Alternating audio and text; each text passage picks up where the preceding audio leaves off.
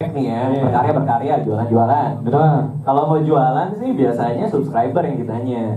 Jadi lo punya subscriber berapa? Kalau bisa ada brand datang ke gue gitu, Radit gue mau bikin video di tempat lo, mau gue upload di tempat lo, subscriber lo berapa? Terus misalnya gue sebutin subscriber gue gitu, misalnya itu jadi tolak ukur mereka gitu. Kenapa? Karena subscriber itu adalah captive market lo gitu. Itulah orang yang akan menerima email bahwa lo sudah memproduksi video baru. Ya. Jadi begitu gua upload video baru, jebret 1,4 juta orang di email tuh, Radit upload video baru yang mungkin bisa jadi video brandnya dia.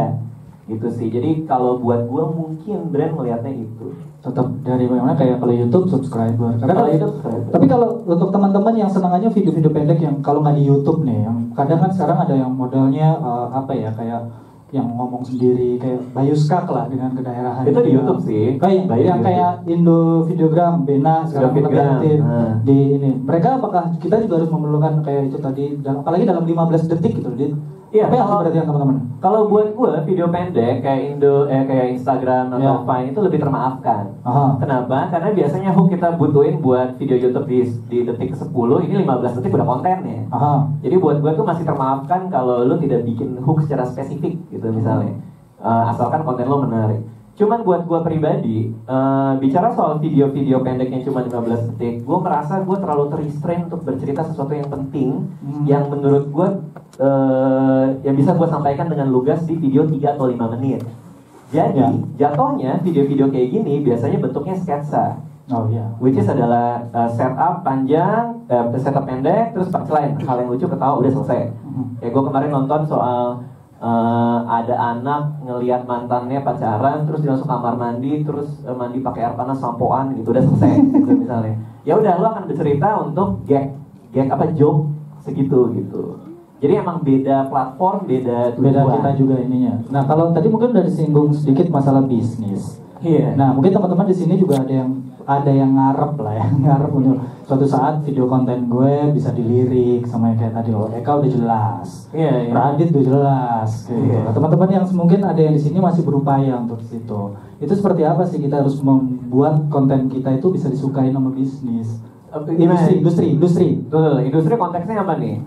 Disukai apa? Brand? Iya, akhirnya mau pasang iklan di kita atau mau dapat keuntungan atau bagaimana untuk video kita itu bisa menghasilkan buat kita gitu loh, Dit. Sekedar upload doang gitu. Kalau supaya lo bisa dapat duit dari bikin video, yang pertama lo lupakanlah soal AdSense seperti kata si Eka. Lo lupakan soal Google apa tuh pre-roll ad yang biasa main di depan gitu. Itu kagak ada apa-apanya sama sekali. Itu lo dibayar murah banget lah, lo nggak bakal nutup buat video lo gitu. Nah yang lo lakukan adalah di luar itu. Jadi kemarin ketika ada acara youtuber di Singapura, yang mereka lakukan adalah mereka merchandising. Jadi jualan baju.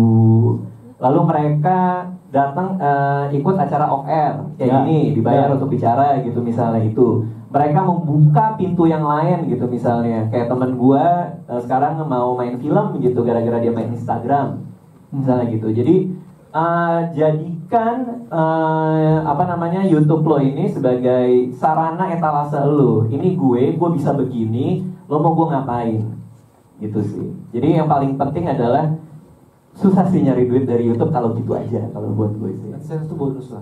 Bonusnya. Anggap itu sebagai bonus aja. Iya, bonus yang sangat sedikit.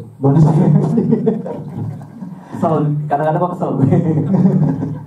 Nah ini kalau gue bilang kayak sekarang lo udah pernah kerjasama dengan kayak beberapa industri kayak Telkomsel juga kan, lo udah pernah di Loop. Oh ya kemarin Loop Kepo itu acaranya gokil banget, itu keren abis.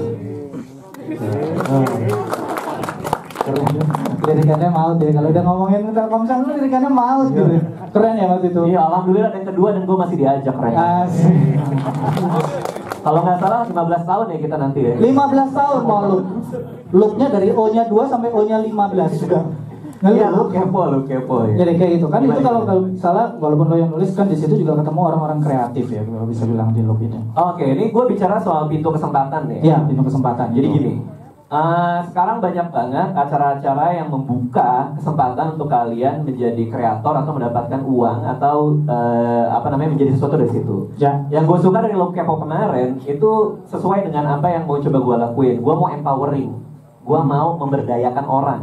Ya. Jadi mereka kemarin bikin kompetisi, kebetulan bukan gue jurinya, karena gue di bagian menulis, ada teman-teman lainnya di bagian video. Ada kompetisi video, dan yang menang itu di mentoring sama juri-juri tersebut, dijadikan karya. Nah buat gue, kesempatan kayak gitu harus diambil. Karena kalau lo bicara soal bikin konten video, lo harus bicara soal storytelling yang baik gitu. Padahal basic sebuah cerita dalam video aja banyak yang nggak ngerti. Kayak misalnya cerita itu apa sih? Ya cerita itu ya ada orang, ada bukan gitu. Ketika kita bicara rumus cerita, paling gampang gitu ya rumus cerita. Rumus cerita adalah seorang karakter ingin sesuatu tapi punya halangan. Itu aja banyak yang nggak tahu. Jadi ketika lo mau bicara soal gue mau bikin video tentang orang diputusin sama ceweknya pas lagi di kantin sekolah, ya lo bikin kejadiannya seorang cewek ingin mutusin pacarnya. Ya kan seorang karakter punya tujuan nih, seorang cewek karakter tujuan ingin mutusin pacarnya, halangannya apa? Tapi di saat mau diputusin dia kesurupan gitu misalnya. Ini kamu nangis apa kesurupan nih gitu kan, gitu misalnya. Lo jadi punya cerita gitu, karakter tujuan halangan gitu. Nah itu padahal basic banget dan banyak banget video maker yang tidak tahu gitu. Nah di tempat-tempat kayak gitu, terutama forum-forum kayak gini, kan kita bisa jadi sharing gitu.